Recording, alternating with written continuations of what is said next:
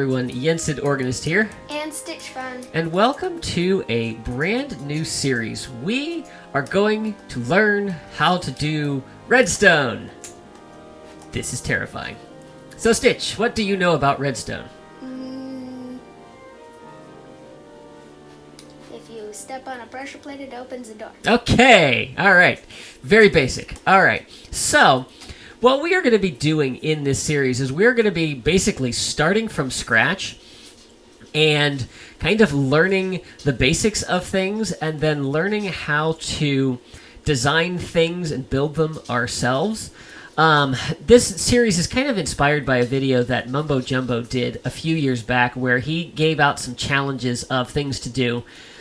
And, and then you had to try to build it on your own before he showed you the answer. And we're actually going to be doing those challenges. But before we do that, we need to understand the basics. So that's what we're going to be doing today. So I have laid out here every single redstone component that I could possibly think of. And so we're going to go through all of those and my basic understanding of what they do. And yeah, we'll see what we've got. Are you ready, Stitch? Mm-hmm. Okay, so I've kind of organized this by like the progression that you would get in survival Minecraft. So it starts with the things that you can make before you find redstone and going on from there. So the first thing we have is the lever. Very simple. You turn it on, you turn it off. It gives a redstone power output. That if we were to, where's the redstone dust? If we were to put this out of here, you would get a signal if you turn it on like that, and when you turn it off, it goes off. Redstone has power, and it has up to a level of 15. Yes, thank you. And so that power starts from the source and then diminishes from there. I realize redstone dust is getting ahead of ourselves, but that's okay. Moving on, buttons! So we have stone and we have wood buttons, and the two have different outputs, the amount of time. So where a lever is a constant output, a button is a temporary output. So we have outputs from wooden and we have output from stone. I believe that the wooden output is longer than the stone. That appears to be the case. Okay? Okay. So far, so good, right? Mm-hmm. Easy. Pressure plates. These are things that you walk on that cause a redstone signal to come out when they're there.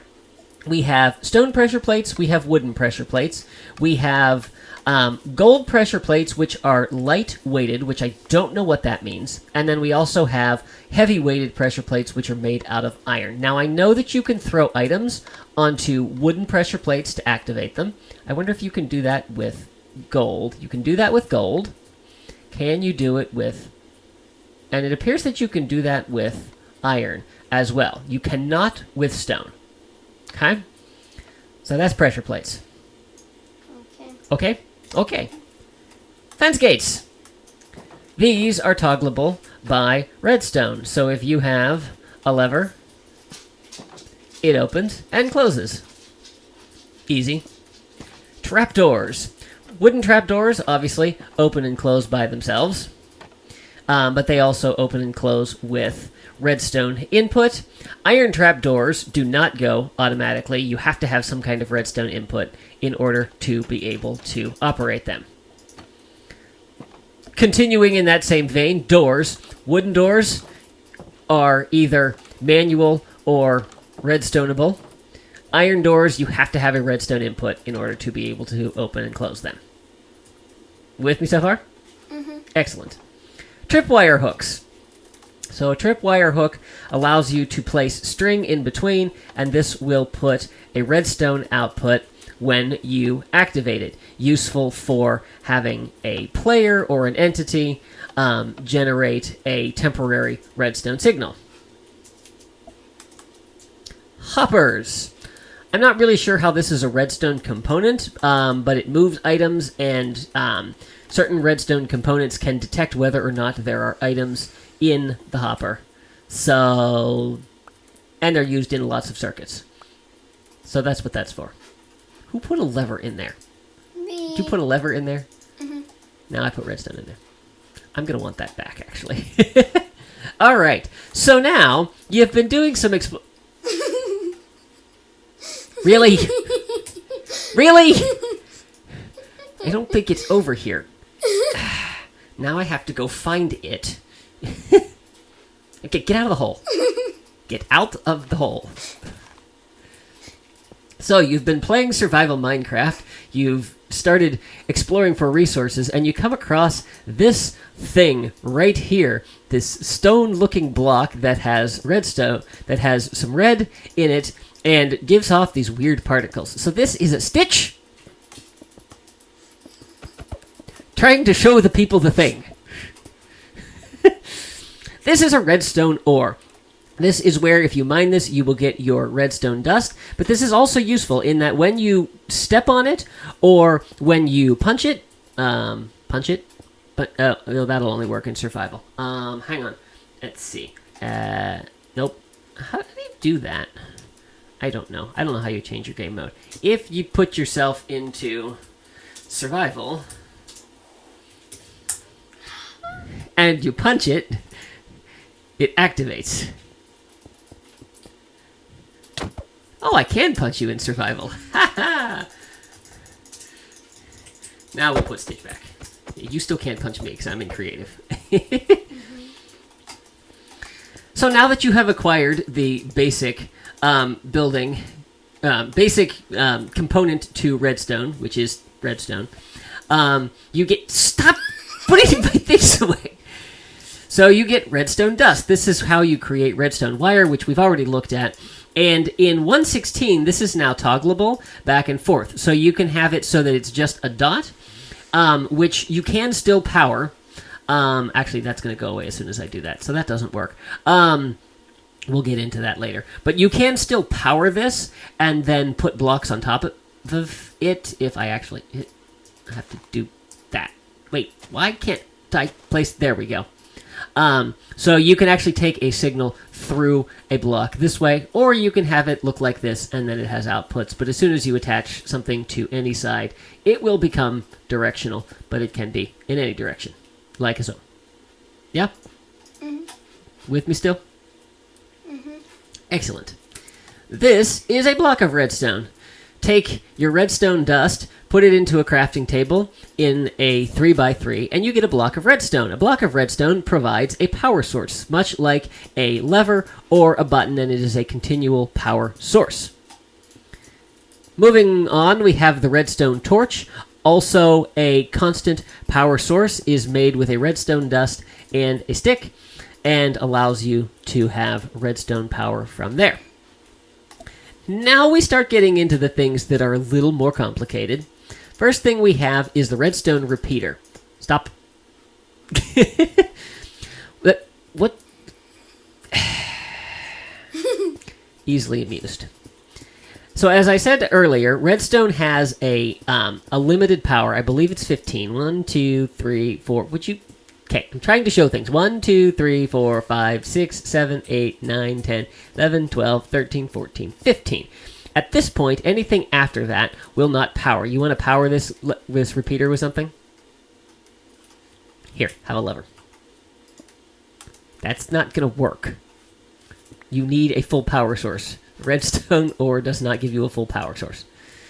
So as you see, the power diminishes till we get to here, and this is no longer powered. If you want to keep your redstone going, though, you use a redstone repeater, and that will extend the signal and also boost it back to 15. So when we get here, I believe this will work. Yes, and it powers that on. The other thing a redstone repeater can do is you can build delay into your circuit. And so you can have 1, 2, 3, or 4 ticks of delay. I'm not entirely sure about the actual numbers when it comes to the ticks. Tick is a rate of time in Minecraft. But essentially what it does is it takes a little bit longer for the signal to activate and or deactivate. I'm not entirely sure which. But there you go. So that is the redstone repeater. Very, very useful. The next thing is the redstone comparator. I'm going to be honest, I don't really understand this block very much, or component, and this is something we will be exploring in depth a lot.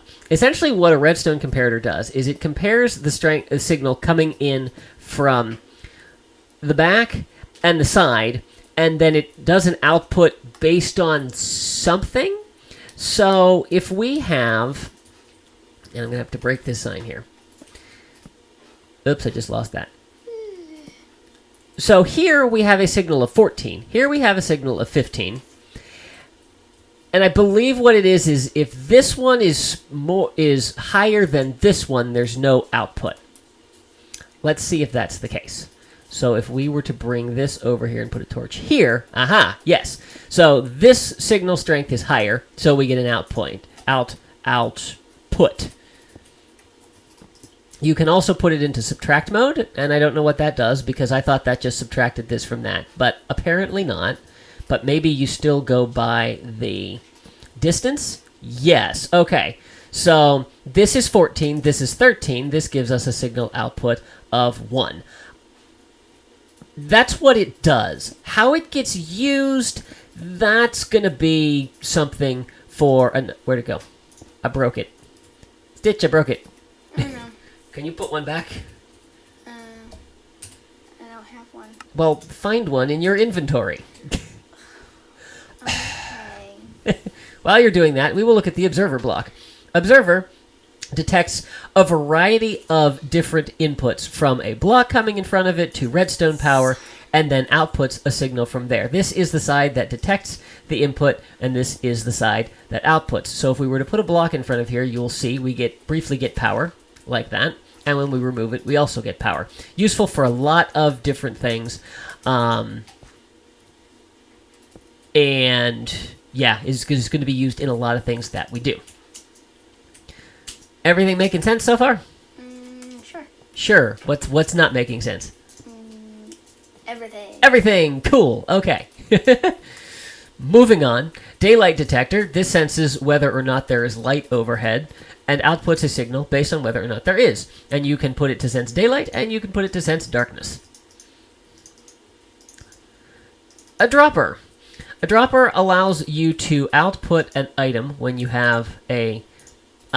when something is powered. Wait, will you put the levers back in there? I need one. Thank you. So, if you have an item in there, and you... really? Now we've created a happy face. He's very excited about redstone. But yes, so if you power it, then it outputs an item.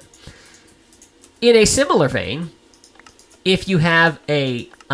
this is the dispenser, and this will... is act similar to a dropper in that it'll output items, but certain items, like arrows or potions, it will actually launch. So you can use it to, to fire arrows, to, splash potions on yourself or entities. And this one is very concerned about redstone. He is shocked by what we are going to be attempting to do. So those are dispensers and droppers. Redstone lamp is basically a lamp powered by redstone. That's pretty self-explanatory. Note block, useful in sending signals along and other things. I've never used these in circuits, but can be powered by redstone if we put a button on there. Hang on. Okay, hang on. Stop. See, that allows us to get our signal. Piston. This allows you to push an object. I don't think you can push that. Oh, apparently you can. How did you one-tick that? Oh, that's right. This is... never mind. Ignore me. Forget what I just said. This is a sticky piston. It allows you to push and pull blocks. Like that. Useful for pushing items into place and then pulling them back. This is trinitrotoluene, also known as TNT. Don't even think about it. Don't you do it.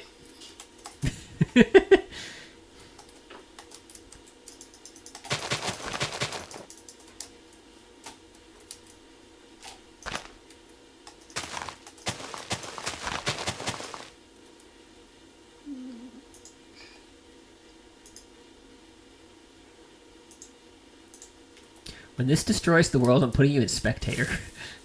Okay.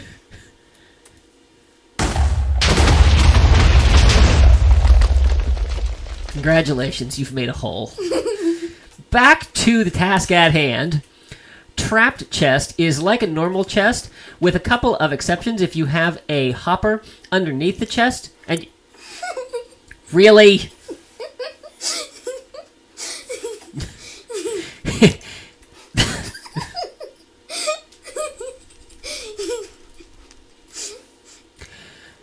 If you have a hopper underneath the chest and you're using a trapped chest, it will not automatically remove the item that you place into it until you actually close the chest, and then it'll be pulled out. You can also use this for detecting items, and I don't know if there's an output. I don't know much about the trap chest and how it works. I know that a lot of people use it in traps. Yeah, something we'll put into place for Stitch over there.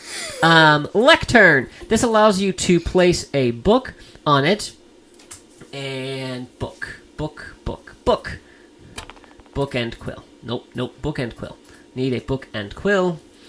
And then we do pages of this. Done.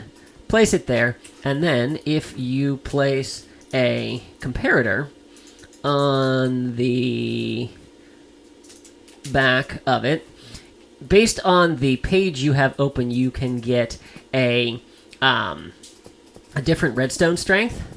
So we just put a few out like that.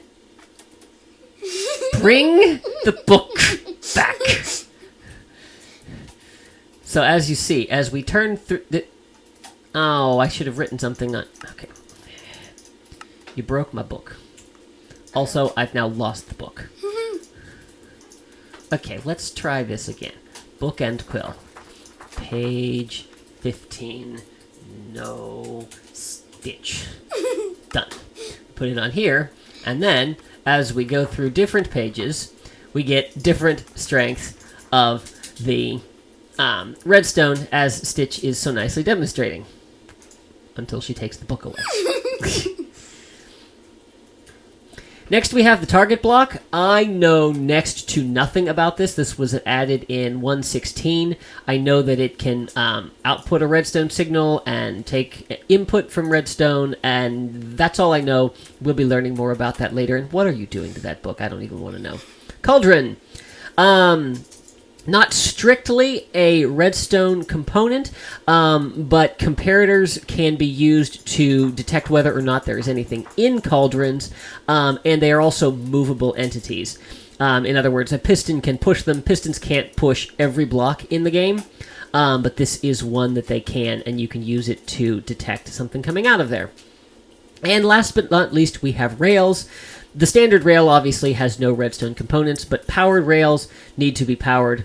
Detector rails detect when a minecart rolls over them and outputs a redstone signal, and an activator rail causes anything in a minecart to be popped out.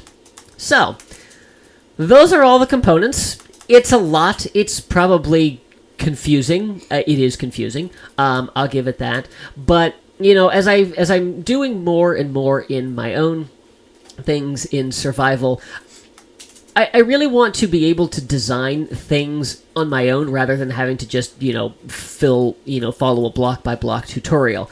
And, this is something that I have the basic understanding of, but I want to learn how to do more in Stitch. I think you've said you want to learn a little bit more about it and how to use it, at least the basics, right? Mm-hmm. Yeah. So that's what we're going to be doing in this series. This episode's probably going to be the longest one that we deal with.